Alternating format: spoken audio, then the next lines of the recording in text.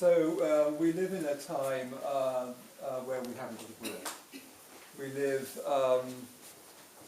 without the Buddha. The Buddha is not amongst us. And that's a really important place to start, I think, because the Buddha isn't here. And in a way you can understand a lot of Buddhism just from the fact of his absence. A lot of what we've come to think of as Buddhism is to do with the Buddha's absence. Yeah? And if you look at early Buddhism, the early practices of Buddhism, you get a continual story about the longing to see the Buddha. You get these rituals which are talking about longing to see the Buddha. You get this refrain again and again of people longing to see the Buddha. For instance, Dasgupta, who they think was Ashoka, the great king Ashoka's teacher. Ashoka was the person who was really responsible for creating a kind of Buddhist sort of renaissance in India. One of the great figures of history, Ashoka, actually, and not much known about. A remarkable figure. His teacher, Dasgupta, traditionally he was meditating in his cave, just longing to see the Buddha, just longing and longing to see the Buddha. And apparently, according to the legends, the Buddha appeared behind him in the mouth of the cave, and his shadow fell on the wall of the cave. And that's all that Dasgupta could see was the shadow of the Buddha. And then, when the Buddha disappeared again, the shadow stayed there. And it became this sort of famous shadow of the Buddha. And then Xuang Sang, the famous Chinese Buddhist, he did a pilgrimage partly to see the shadow of the Buddha, because he longed to see the Buddha. And this was the closest he could get to seeing him, to see this shadow. He went to India on this pilgrimage, and he got there and he couldn't see the shadow. And he was mortified that he couldn't see it, because he assumed it meant that he didn't have enough faith. The reason he didn't have enough faith in the Buddha, so he couldn't see the shadow. He was distraught that he couldn't see the shadow. And so he, according to tradition, he prostrated himself in front of this cave wall again and again and again to the Buddha. And apparently, after however long he did that, he thought he could see a slight glow on the wall. So whatever we make of these stories, they're stories about missing someone and longing for them, wishing that they were back with you. And this must have come down from the Buddha's immediate disciples, from this event of the Buddha's Parinirvana, which I'm going to talk about this evening. People must have retained a strong sense of the Buddha, a strong sense of his compassion, a strong sense of his compassion for them individually, because you never feel compassion as an abstract force for people. You always feel it personally, directly, that the Buddha must have felt a kind of special friend for all of those people. So you end up with this whole sort of tradition missing the Buddha, longing to see the Buddha. I think I was saying earlier in the retreat that they've recently excavated a temple, I can't remember where, and there are all these cells for the monks, and in one cell it's mainly filled with a statue of the Buddha, and so much so that you can't even get in there very easily to meditate yourself. You just can get in the corner. So in other words, they were trying to have one of the places for the Buddha. So there's them living here, but the Buddha's living there as well. Yeah. I would imagine it's probably the source of our shrines. We have the shrine because we don't have him. If we had him, we wouldn't need the shrine. The shrine is trying to keep his presence in the world. Some people like these paintings, some people don't, and in a way that's not important. But they're part of a 2,500-year tradition to keep the Buddha's presence in the world, to remember him, to long for him. It's interesting that I'm going to be talking at the end of this talk about the final days of the Buddha, and one of the things that happened as he was dying is someone asked him, well, how what do you want us to do with the body? What do you want your funeral? What do you want to do for your funeral? And he just took off his outer robe and folded it into a square, and then put his begging bowl on top of it, and said, build something like this that looks like that, and put the body in there. So that's what this is actually related to. It's a stupa. So you have a square form with a round form on the top, which is the begging bowl placed on the robes. So this image, somewhere, is connected all the way back through these architectural stupas that go into the Japanese pagoda is another version of the stupa, Tibetan chortens and so on, all the way back to the Buddha saying, as he was dying, folding his robe and just putting his begging bowl and saying, build something like that. And actually the earliest stupas are really just like that. They're just a kind of platform with a kind of domey thing on, very, very rough and ready. Nothing grand, nothing showy, just that. Yeah. So that what we've got in the shrine here, do you see what I mean, is us following a line of remembering him. And it's trying to be there because he's not here. And of course, to really feel that, you have to have a very strong sense of who the Buddha was. It's the person with whom you could feel most utterly deeply seen, and whose presence was so reassuring that there was just this love and compassion all the time from him. And to lose that, to lose someone like that, the whole Buddhist tradition, the whole Buddhist world has mourned that death and been wanting to meet the Buddha ever since. And what the shrine is trying to do, when we do our ritual this evening, we're going up to the shrine to try to meet the Buddha. We have to imaginatively recreate him with paper and flowers and paintings and cloth and candles. In that ordinary way, in ordinary magic, we're trying to recreate him and walk around him and worship him. And if you go home and build a shrine in your own room, in your own house, so that you can meditate in front of, you're doing that to keep the Buddha in your life, to remember the Buddha in your life, to keep his presence in your life. And one way we can think of that is that we need his presence so that we can spiritually die, so that we can let go of our self-clinging, our egocentricity, or to use a less Latinate and sort of rather abstract word, to let go of our selfishness. If you want to know if you've made any progress on the spiritual life, you don't need to worry about how deep your meditations are, or how wonderful your visions are, or whatever it is. All you need to ask yourself is, have I become less selfish? Really, it is as simple as that. Have I become a little less selfish? So, when we're completely unselfish, we die, because we let go of self to be completely unselfish. And you need the Buddha there, otherwise you can't let go of self, because you will instinctively fear annihilation.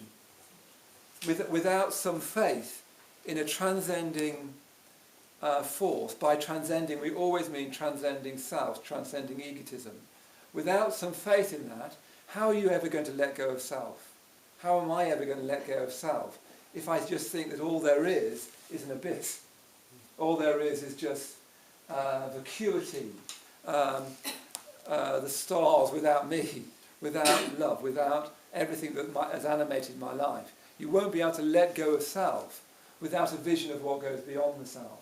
So that's why we have the shrine here. That's why we might have a shrine at home, to remind ourselves that it's all right to let go. It's all right to be completely unselfish. It's all right to be generous, because the universe will catch us.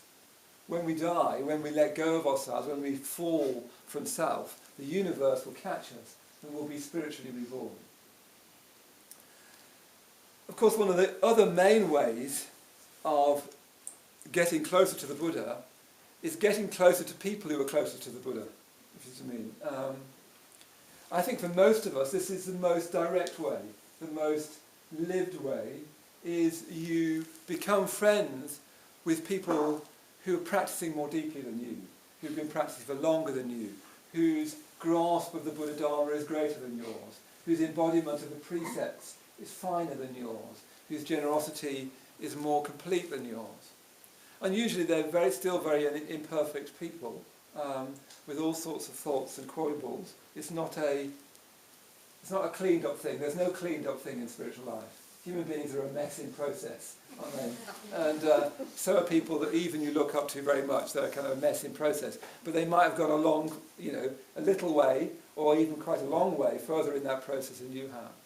And if you become friends with them, by getting closer to them, they're a bit closer to the Buddha than you. So by getting closer to them, you're getting closer to him. Yeah? I think in a way for many of us that's the most practical and helpful. I think we've never needed the Buddha's presence in the world so much. I think it's really great that Todd and Jed have been building these shrines, because in a way, the more shrines the better. We've never needed the presence of the Buddha in the world so much. A presence that speaks beyond the nightmare of nihilism, with its smug satisfaction. That's what I've been noticing sometimes with the nihilist tendency in life, particularly in intellectual and in cultural life. There's a kind of smugness that goes with it, as if one really knows, as if nihilism is a fact, as if it's a description of reality, not a belief. So it goes along with a sort of smug self-satisfaction and usually that awful penumbra of cynicism. So we need to escape from all that. But we also need to escape from the false solution of eternalism, from the false solution of God, with its righteous indignation, with its religious wars, with its moral certainties, that are just really based on human insecurity. That they are false solutions, and we need to be free of those as well. And the Buddha goes beyond both of those. He goes beyond both nihilism and eternalism. But we are without him. He's not here. I'm not the Buddha, Bandhu is not the Buddha. We don't have the Buddha here. We're without him. There's one puja that says, weeping pitifully for the sake of the leader. Sometimes it's just called the leader. Again, that's a bit like what we've been saying, the world teacher. Weeping pitifully for the sake of the leader, I long to see him. There's this sense in early Buddhism of an emotional longing, not an intellectual interest in the Buddha, which is a horribly modern phenomenon, but a longing to be with the compassionate figure, the all-wise figure, weeping pitifully for the sake of the leader. But we're without him. And we need to, like all Buddhist disciples, if we want to practice Buddhism, like all Buddhist disciples for the last 2,500 years, we need to long for him. We need to long for him. And we long for him, as I say, in our friendships with people, particularly who are closer to him than us. We call them Kalyana Mitras, which means auspicious friend, even beautiful friend. A friend in the spiritual life. I think that one of the other ways we long for the Buddha is to study the Buddha's teachings. Sometimes when you study deeply, and by study sometimes I just frankly just mean read a book, your mind wakens up. People are very keen nowadays on our heart opening, and I think that's quite right. But also there's an awakening of the mind, which is just as liberating, just as vital as an awakening of the heart. And sometimes studying the Buddha's teaching awakens both the heart and the mind, and that's what we need to do. So studying, we can get closer to the Buddha. Ritual and devotion, we can get closer to the Buddha. Perhaps another main way we can, which I hope I want to come back to this later in the talk, which is by our collective practice, we get closer to the Buddha. I can't be the Buddha. None of the team can be the Buddha. None of us can be the Buddha. But together, in harmony, together, working together intensively, harmoniously, you can start to manifest something of that. When a group of people is working really well, where everyone's truly individual, just themselves, and at the same time working harmoniously for a transcending goal, you can create more than the sum of its parts. I think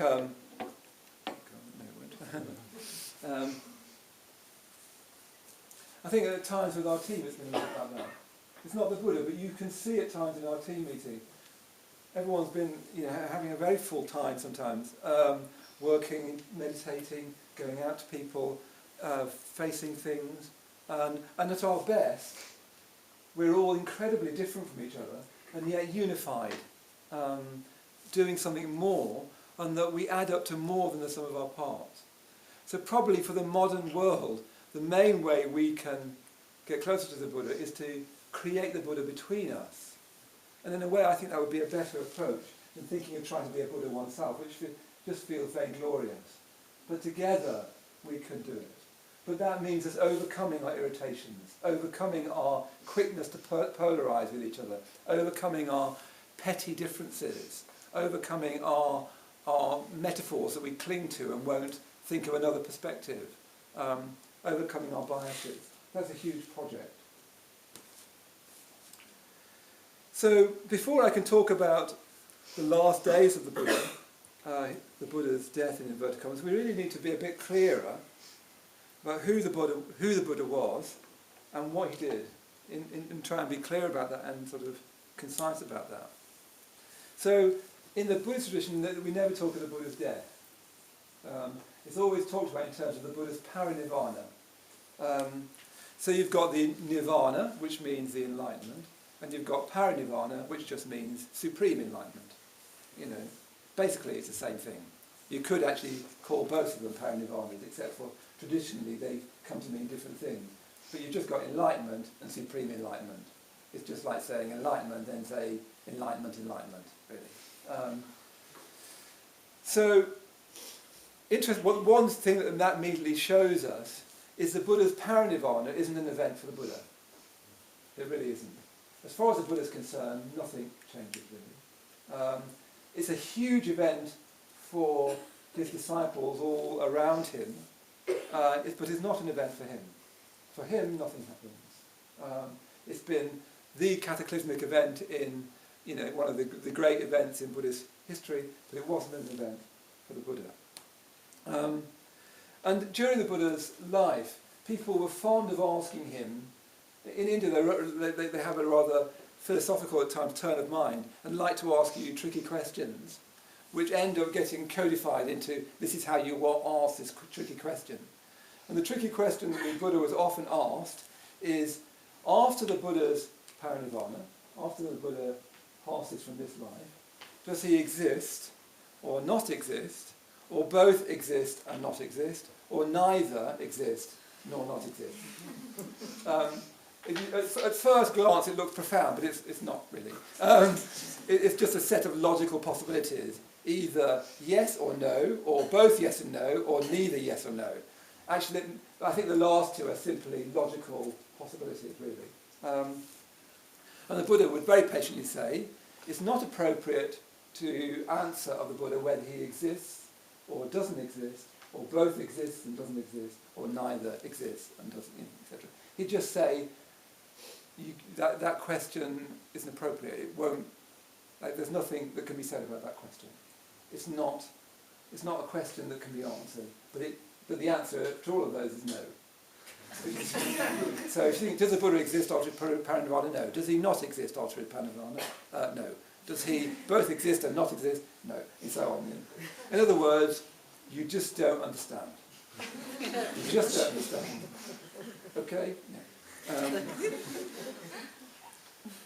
It's very, who is the Buddha is the most difficult question to answer, and I don't think I can answer. I was going to talk about one sort of schematisation of thinking about this, but it all gets rather complex and even starts to feel technical, and I didn't feel in the mood for that.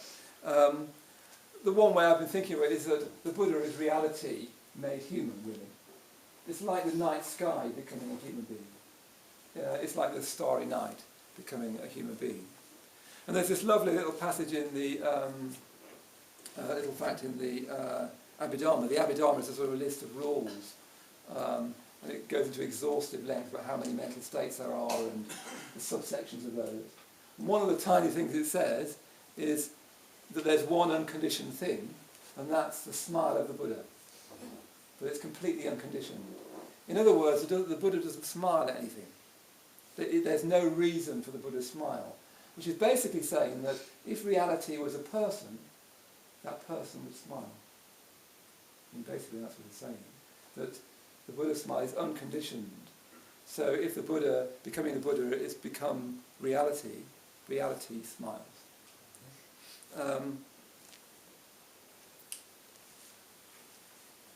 So it's probably easier, moving straight along, to say how the Buddha lived rather than who he was.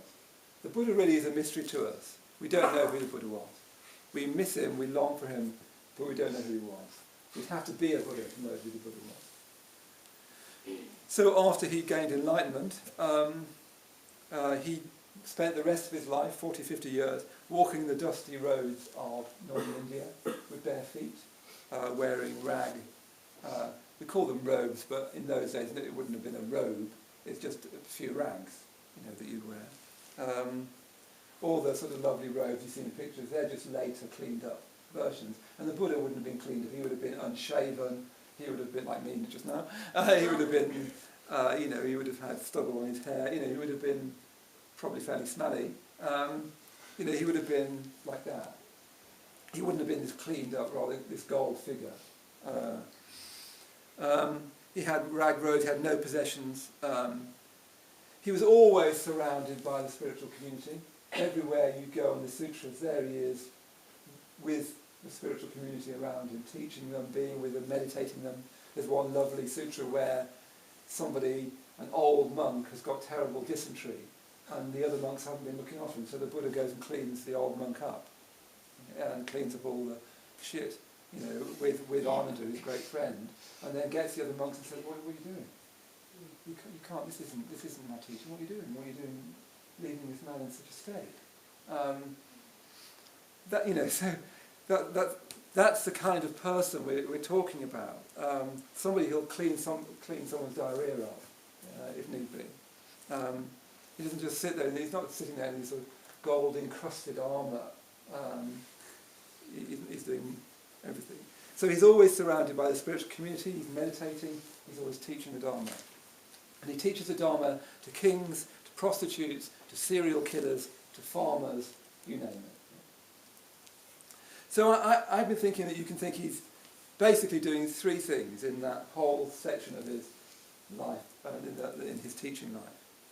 Firstly, he's systematically practicing the Dharma, and he's encouraging other people to systematically practice the Dharma, rigorously practicing the Dharma, by which I mean the practice of meditation, the practice of ethics, the practice of mindfulness, an ongoing commitment to mindfulness. I mean, the Buddha doesn't, in a way this is a bit falsifying it, because the Buddha doesn't need to meditate, he doesn't need to practice ethics, and he doesn't need to be mindful, because he's just those things completely naturally.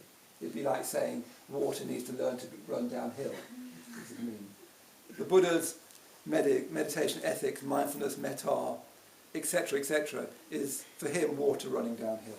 For us, it's not. So certainly for us, if we're to learn from him, we need to practice it systematically, those things.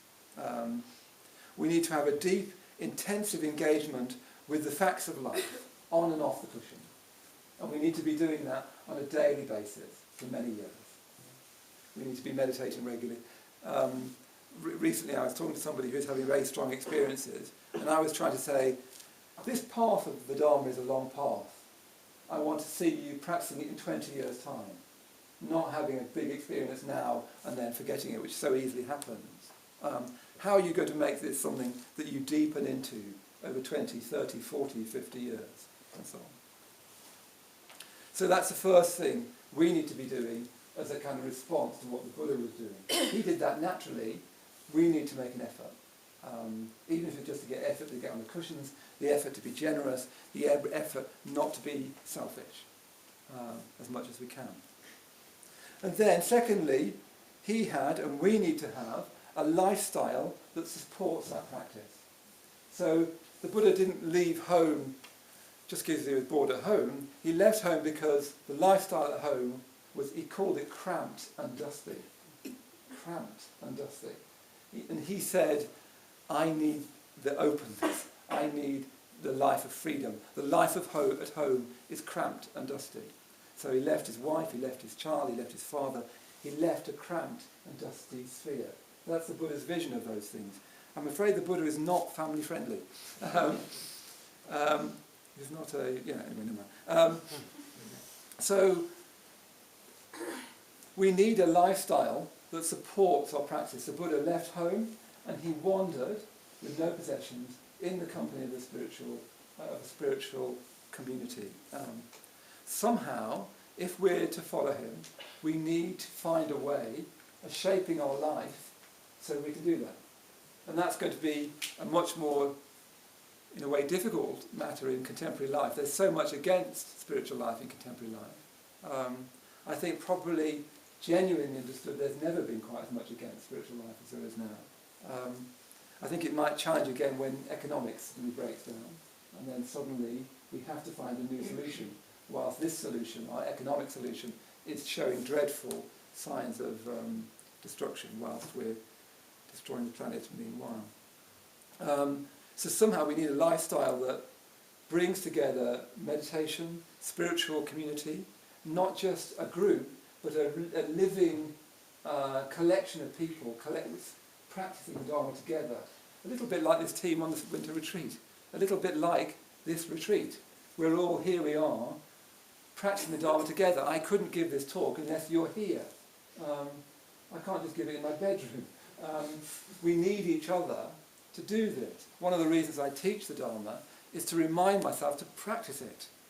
By telling you to go deeper in your meditation, I'm telling me to go deeper in my meditation. So we need a lifestyle that supports our practice, which supports, for instance, the development of genuine friendship, not just being mates and so on. So, at the LBC, in our movement, we've tried to create some alternative lifestyles that help us support our systematic practice.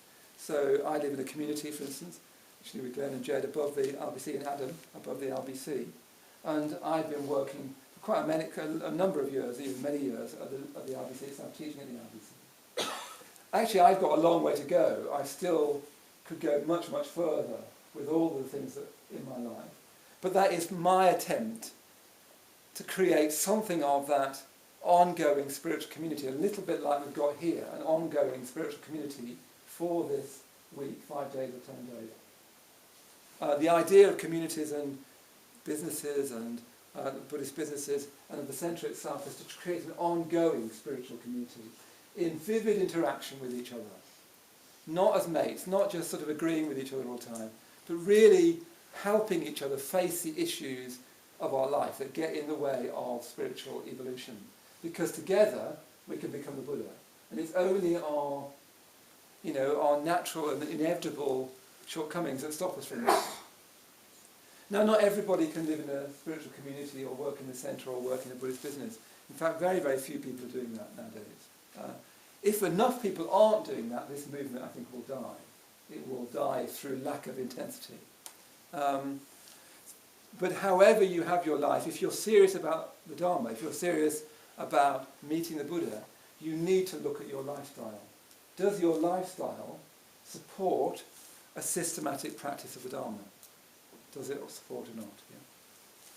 The third thing the Buddha was doing, and this is something the Buddha was doing and something that we need to do, is we need to serve the Dharma. We need to serve the Dharma. So don't worry too much about this word Dharma. You could just say serve the truth. Serve love. Serve genuine community. Serve the highest ideals.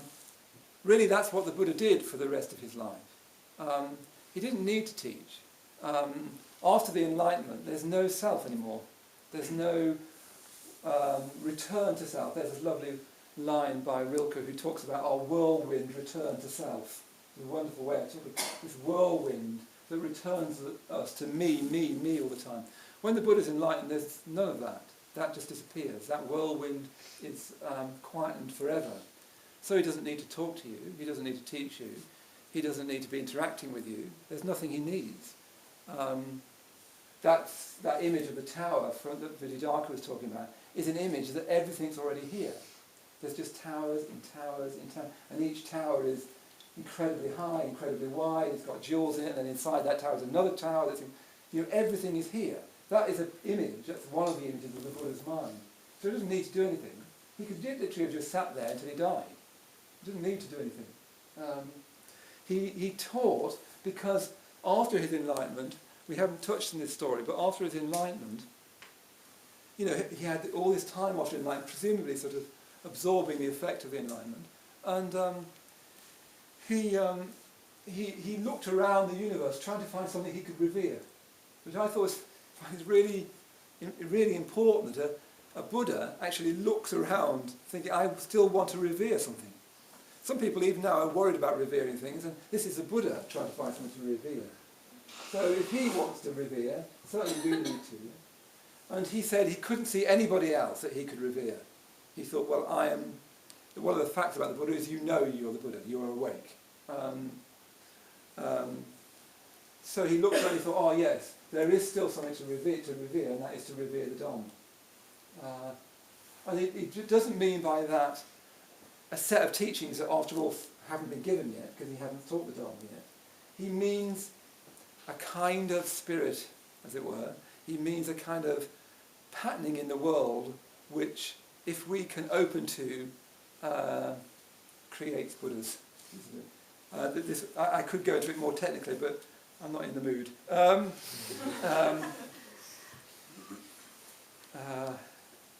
Yeah, I can't. I don't know how to say it actually, but that there is something even beyond the Buddha, which is the Dharma, and it's the Dharma that gives rise to a Buddha. And that Dharma is universal. It is always there. It's here just now, that Dharma. We can open to that Dharma just now. It's not a God, it's not any kind of deity. It's a patterning to the universe. I was saying, I think earlier on, that we live in a universe where apples fall and Buddhas can arise. And the Buddha revered that patterning for the rest of his life and taught that patterning for the rest of his life. And we need to do that. If human beings are to excel themselves, if they are to really grow, they need to serve something beyond themselves. If we serve ourselves, we just create more self. So much of our life is really just self-serving, isn't it? If we serve ourselves, we just create ourselves. We need to serve something that goes beyond ourselves, that outstrips ourselves. And it's the combination of these three things that's really vital. Systematic practice in the midst of a spiritual community, and very often that's as much to do with our interaction with each other as it is to do with our meditation. A lifestyle that supports systematic practice and serving the Dharma, just giving yourself to value, serving the highest values, living for them rather than living for you. So that's who the Buddha was and what the Buddha did. But now let's turn finally, for the last section of this talk, to the last days, the last days of the Buddha's life, his human life. And there's more in the Pali Canon, which are the earliest texts about the Buddha. There's more in the Pali Canon about these last days of the Buddha than any other part of the Buddha's life. And again, you see how that speaks to this longing for him. People would have particularly talked, I think, about those last days. Were you there in those last days? Do you remember that happened? And did you see that happened? And were you there in those last days? Did you hear his last words? Were you there in the last days? So there's a lot in the Pali Canon about his last days. There he is, he's in his 80s. Interesting that he was very frail by then. Indian life is a tough life. As some of us here know, a really tough life. And he'd at one time almost starved himself to death. He's not going to be in good shape in later. He's going to be, in frankly, physically probably quite bad shape. For instance, he used to get Ananda, who was his cousin and great friend, he'd get Ananda to massage his back. So clearly he experienced physical discomfort. The difference between him and us is that he felt no aversion for it, no aversion towards it, but nevertheless, he'd ask Ananda just to massage his back. And then, at a certain point, he got very ill.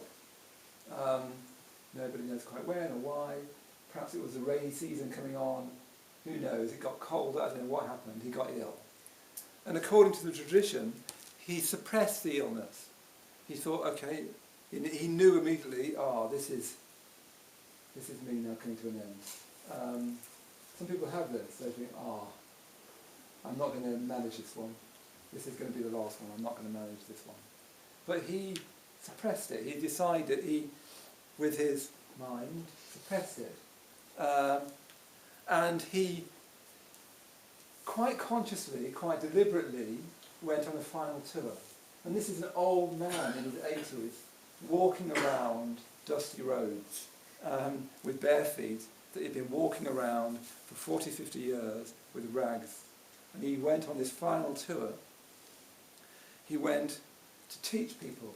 It wasn't a farewell tour. He didn't say, actually, frankly, I think I'm near the end here. He just went around and taught people. He ordained people. He kept on teaching. He reiterated teachings he'd said before. He was obviously trying to walk the dusty roads and say, okay, here's what's really important to remember. Don't worry about all that stuff. This is what's important. This is what I've taught. I've taught this, I've taught that, and I've taught that. Do you understand that? Then you go to the next village. I've taught this, I've taught that. It's often the same teaching again and again. I've taught this, I've taught that. That's what you need to remember. Quite clearly trying to go back over that. It's interesting with Bhante Sangratchita, our teacher. Bhante is now in his late 80s. And there's something of that in Bhante just now. He's been with Subhuti, he's been talking about, in relation to him, his whole kind of teaching life, which again has been many, many years, trying to say, especially to the order, this is what I've been saying. This is what I mean about this. Let me just clarify this about this. I used to talk, for instance, in terms of the absolute. I don't like that language anymore, and I don't like it for these reasons. I was using it poetically, but it's not helpful anymore. When I talk about this, I meant that. Let me just help you remember. Here's what I'm really saying. There's something very similar in that. A kind of final tour. I hope it's not a final tour, but it has something of that feeling to it. So the Buddha went on this final tour, and the lovely bit in the sutra where he says to Ananda, I'm a wreck. You can imagine them, they've been walking, he's been teaching all day. Ananda, who's this incredibly lovely figure in the Pali Canon, everybody loved Ananda. He's quite obviously a literal person, you know him every time you meet him. He's also a bit of a fool guy because he was just so good-natured. He's one of you do meet people like this, actually. They're just so good-natured. And then sometimes he'd get things wrong. And he'd go, oh, no, I've got it wrong. He was just so good-natured. So with anyone who came to see him, he'd always really try to help them. Whatever happened, he was just so good-natured. And the Buddha must have loved him, I think. It's lovely to have somebody around you who is just really sort of good-natured, who isn't trying to ask you clever questions all the time. I mean, people are always saying, Buddha, question. Well, the nature of objects, And he's an 80-year-old man thinking, tell you what, I don't want to do this one again.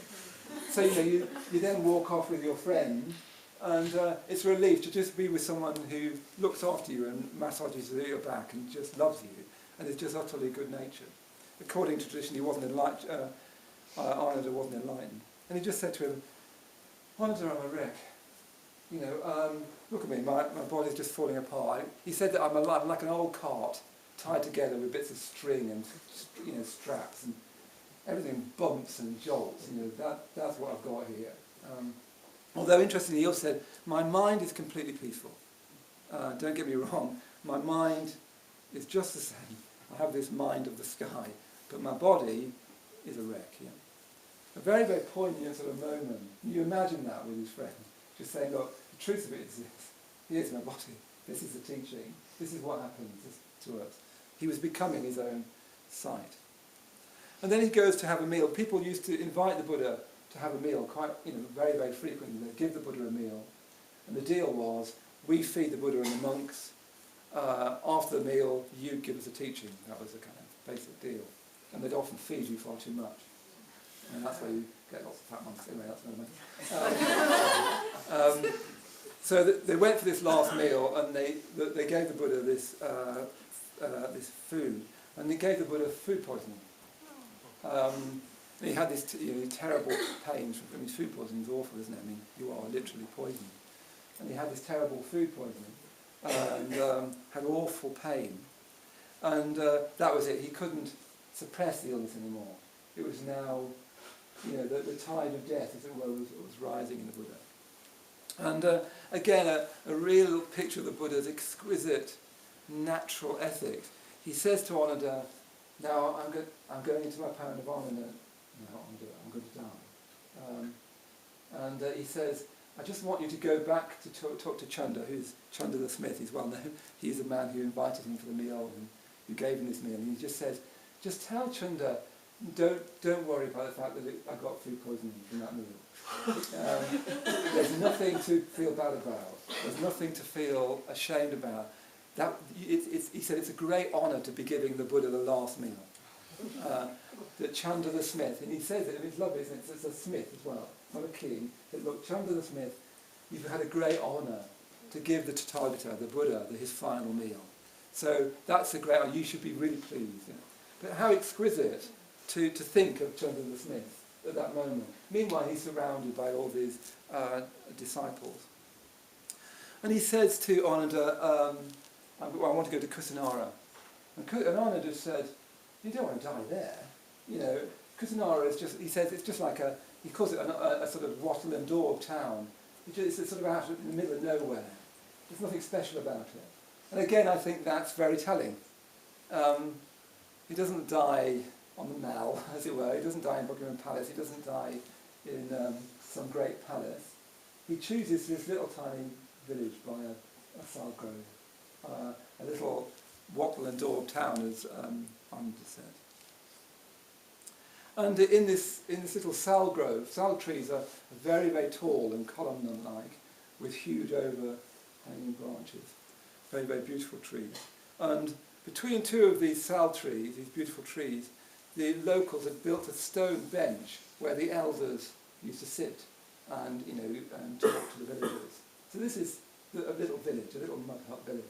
And then in this little grove, there's a stone bench for the elders to sit on. And the Buddha and Ananda, surrounded by monks and nuns, by all these followers, go to this sal grove. And the Buddha lies down on this stone couch there for the elders. And you can see on the shrine we've got the figure of the Buddha in Parinirvana. He lies down with one arm on his side and with another hand propping up his head. And he just lies down between these two sal trees. And you can imagine, news gets out. It's clear now to everybody. I mean, the Buddha must have looked like he was dying. The news gets out that the Buddha is dying. And everyone comes. Everyone who hears wants to come to the Buddha, to see the Buddha die, to be there at his Parinirvana. So we need to imagine this little sal grove and this little village that suddenly had this cosmic event happening there. Something really important about that. The unification of the universal with the absolutely mundane, just a little old village. It's like the Buddha coming to his Parinirvana just outside Henley Narden, where I come from. Just a little old village. Yeah? The most sort of ordinary with the most remarkable. And there he is, he's lying on his couch, this wood stone couch. And one of the things they said, well, what do you want to do about your funeral? And I've talked about that. And then there's a lovely little moment where the Buddha, you need to imagine the Buddha is now in real pain, mentally just completely at peace, but physically in great pain. And he's lying there, and then he hears some talking just over there in the sal grove. And it's Ananda talking to somebody, and you think, what's going on over there? Sometimes I have that. You think, what's happening there? And he calls Ananda. He says, Ananda, what's happening? He said, oh, well, this guy wants you to ordain him. He wants to become a bhikkhu. And I say, look, this is not time. The Tathagata is passing away. You can't come late, too late. And the Buddha says, no, bring him to me. And then he then ordains his final disciple, effectively, right on his deathbed. Again, incredibly touching that somebody he's never met before, he just says, no, that's fine, bring him to me. So there's this last disciple that becomes the final disciple of the Buddha. And then there's this other little moment, sorry I'm gradually moving to a close, but there's this other lovely moment which, for me again, I think is very, very significant, and yet strangely slightly comic, it's odd. There he is lying on this couch, surrounded by monks and nuns and lay followers, and you can imagine the crowd stretching out into the sal trees. And according to legend, particularly Chinese and Japanese legend, all the animals come out. So if you see these lovely Chinese paintings of the Parinirvana, you look around, there's all these animals as well. The elephants come, all these creatures and mice come, everything comes to watch the Parinirvana. And then one of the Buddha's disciples is fanning the Buddha. You know, he's getting feverish, he's dying.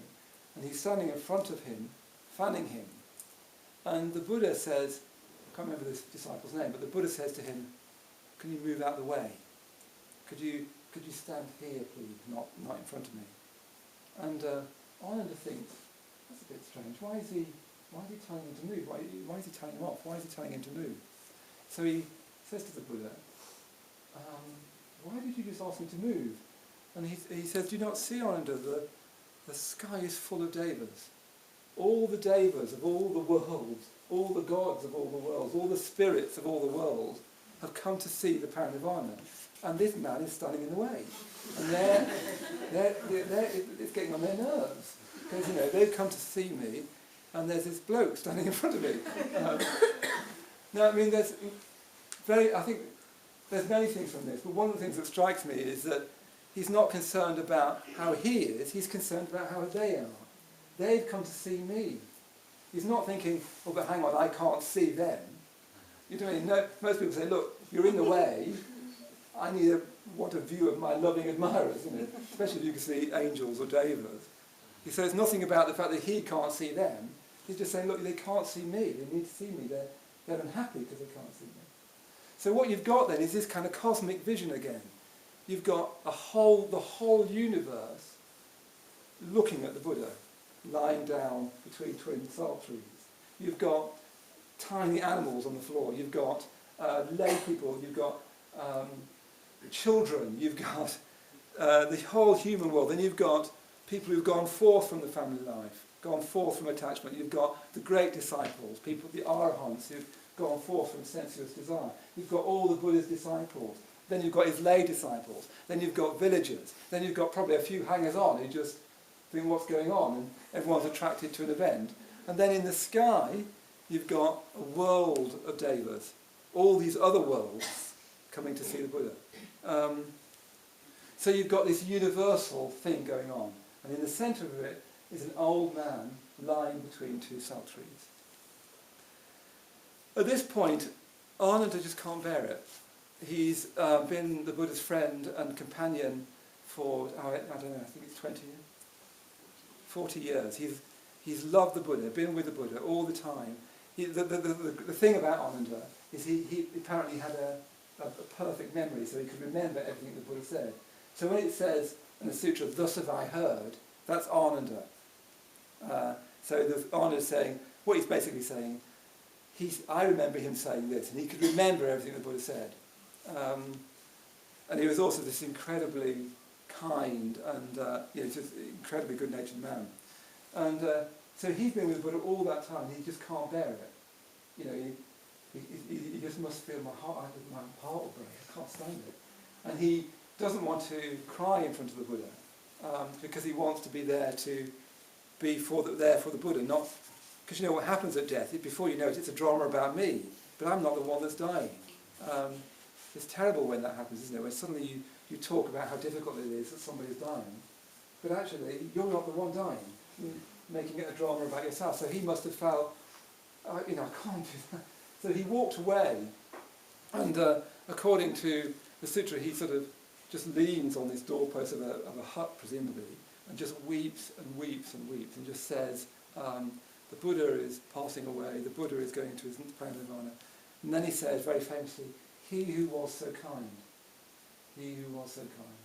He just weeps and weeps, saying, the Master is leaving us, he who was so kind. Bhante actually really emphasises that statement.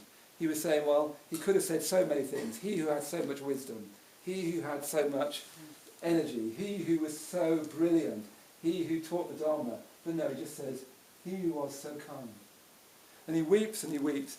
And again, the Buddha, lying there, he sort of, you can imagine him thinking, where's Ananda?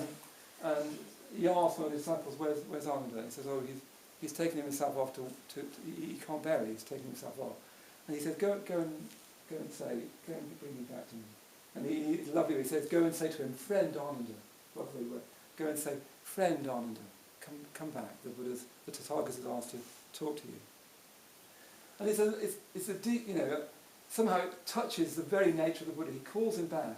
And you have to imagine him, squeezing through the great crowd of people standing in silence, watching the Buddha, being in this moment, with the air full of stars and devas and spirits, and the earth crowded with animals. And he makes his way back.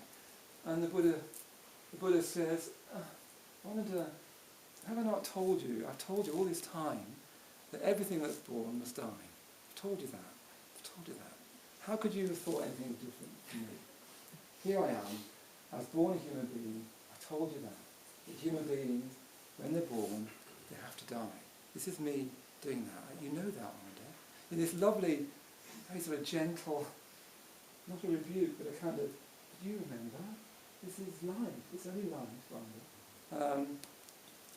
Ananda. What he then does, is again, he then turns to everybody around him and says, Ananda's great, isn't he? Ananda's this. Ananda's just so kind. Everyone who comes and sees Ananda, they love him, don't they? Everyone who ever meets Ananda, they always say how helpful he was, how kind he was, how wise he was.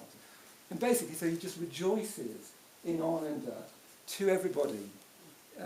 He just rejoices in his friend. And then you can imagine that the atmosphere quietens down, he finishes rejoicing, there's this incredible silence. And the Buddha's silence is a silence like they call it the lion's roar. It's a sort of silence, it's like a lion roaring, but in silence. This incredible silence spreading out in the whole multitude of people around him. I even imagine the children going, how children's eyes get big as they watch something they're deeply fascinated with. This silence just sort of spreads around the whole of this forest grove. And then the Buddha collects himself again and says, okay, so this is apparently, I'm going to leave you now. Is there any questions you've got? This is the end, this is the last time you'll get a chance to ask me any questions. Do you have any questions? Is there any uncertainties about what I've tried to teach you? I've been teaching this time, but is there any uncertainty about it? And there's this, he just waits.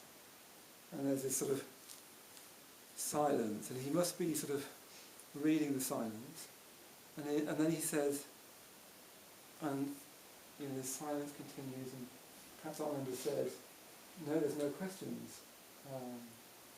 And then the Buddha says, well, you might find it difficult to ask questions, because I am the Tathagata, and this is my Parinirvana. This is the last time you can speak to me in this huge crowd of people, and we've got these great disciples all around. So you might find, you don't want to say, oh, actually, you might find that your question is trivial, or you might find it difficult. So why don't you ask your friend to ask a question? So if you've got a question, a clarification you need to be made, and you can't do it yourself, you're too embarrassed, you just feel silly, just ask your friend to ask that question. And then, again, the silence while the Buddha waits. And then, at the end, after a long silence, an incredible silence, a silence like there's never been, the Buddha says his last words. He says, Appamadena sampadita. In fact, he says all living things are, all compounded things are bound to decay. With mindfulness, strive on. Appamadena sampadita. With mindfulness, which is apramada, apramadena sampadita. And Apramadena means without apramada. And apramada comes from the root to be drunk. Apramada, it means drunkenness. In other words, he's saying with as little drunkenness. And by drunkenness he means when we're drunk by self, drunk with intoxication of ourselves, drunk with negative states of mind. So he's saying with the kind of mindfulness that notices my mind going into a negative direction and steers it into a positive direction, with the kind of mindfulness that works on my hatred and transforms it into love, that works on my meanness and transforms it into generosity, that works on my ignorance and turns it into awareness. With that kind of mindfulness, strive on. Yeah. And then, having uttered these words, according to tradition, he then enters into meditation, and he goes all the way up the dhyanas. There are traditionally four dhyanas, superconscious states of mind that go beyond anything we can usually experience in day-to-day life, although you can experience the dhyanas. And then there are four rupa dhyanas which are beyond that. And he goes up the four dhyanas, he comes back down them again, and then he goes back up to the first dhyana, and then there's a Parinirvana. And what there is then is just this silence. There's this incredible silence. As Hamlet says, the rest is silence. Except for just one thing. As he's talking in this great final assembly, these soul trees, which are either side of this stone couch, suddenly come into untimely flower. It's not their time to flower, but suddenly, as the Buddha's lying there, they burst into flower. And as the Buddha's lying on his couch, all these petals just stream down from these two soul trees, in both tears and in adoration. And all you have is the sound of falling petals. Thank you.